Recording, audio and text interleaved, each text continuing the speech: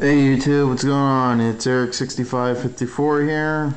This will be my first video in over a year, and I'm probably not going to be doing too much more airsoft videos, getting into real steel.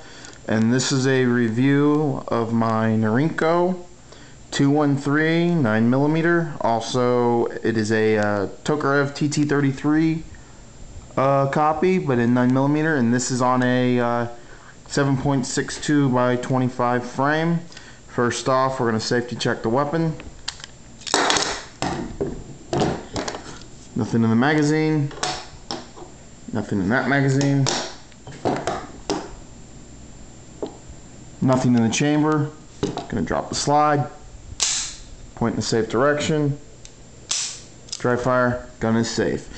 This is a 9mm Norinco 213. Made by, of course, Norinco in China. This particular one was brought in, I don't think you can read it out, by Sport Arms, Miami, Florida. It has fixed sights, no dots, single action only.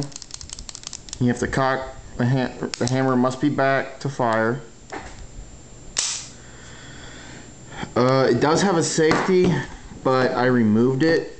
What it is, it's a little tab that blocks the, I would say, the sear from moving in the trigger.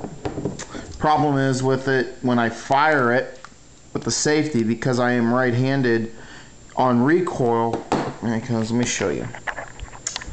Where I put my thumb, I rest it up here, and because where the red dot is fire, it's forward onto fire. On recoil, my thumb racks the slide, racks the safety on, and if you rack the put the safety on mid-firing when you're doing during recoil, boom, like that, you're going to cause the weapon to jam because you are hitting the sear and things like that.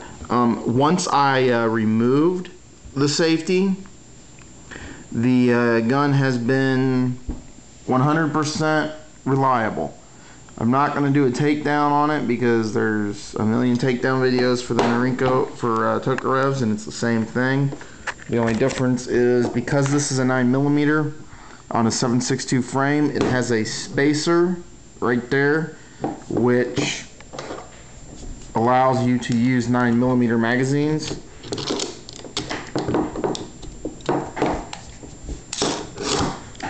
Because they're more narrow compared to the 7.62 by 25.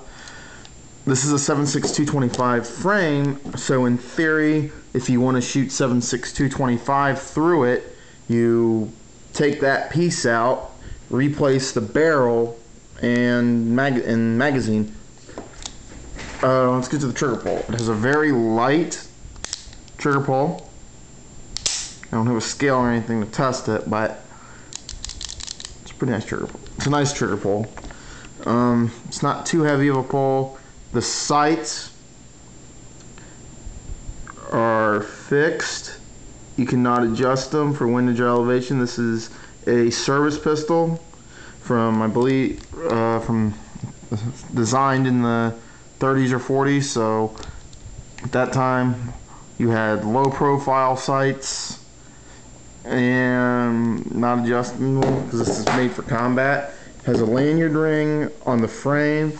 A lot of the 7.62 25 mags will have a lanyard ring on the magazine because the theory is you're in the winter or whatever, in the snow like in Russia or whatever, and you bump the magazine release with your holster or against your leg, you draw your weapon and you got no rounds.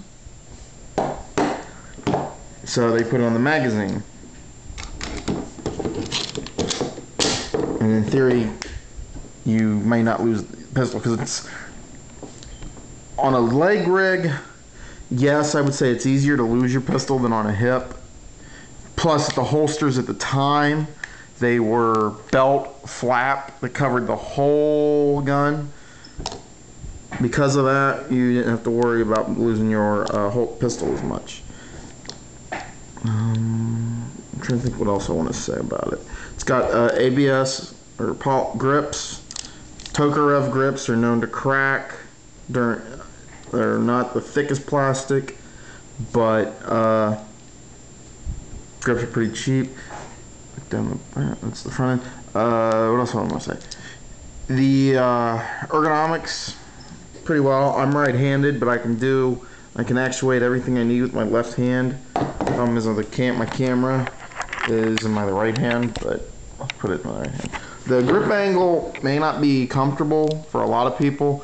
This gun, yes, in a way it's based off the 1911, but I would say parts of it are closer to the Colt 1903. If you look at it, it looks a lot more like the 1903 pistol from the back through here where the hammer is. Now another way, if you look at the hammer, the angle, from what I can tell, it was probably partially designed because at the time you still had horse-mounted cavalry.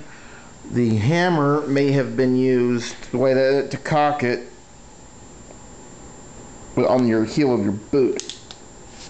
Because figure you're riding on horseback, and it does not have a firing pin safety, so if you do carry it in condition 2 like that, I think it's condition 2, and this pistol were to fall out of your holster and pop, in theory you could set off the round. So either you would carry it like that, or no round in the chamber, hammer down. Put it this way: there's probably a lot of Russians walking around with holes in their feet because the Russians designed it with no safety, no manual safety. And what else was I going to say? The Chinese, I get more likely for the bullshit import laws from the Gun Control Act of 1968. This gun probably needed a manual safety to get imported in because it doesn't have adjustable sights in that. That's one of the reasons why you don't see the Glock 380 and all that, among other things, because of points. Because the 1968 Gun Control Act, any foreign pistol brought into the country has to meet so many points to be brought in. Well, Derek 6554 here, signing off.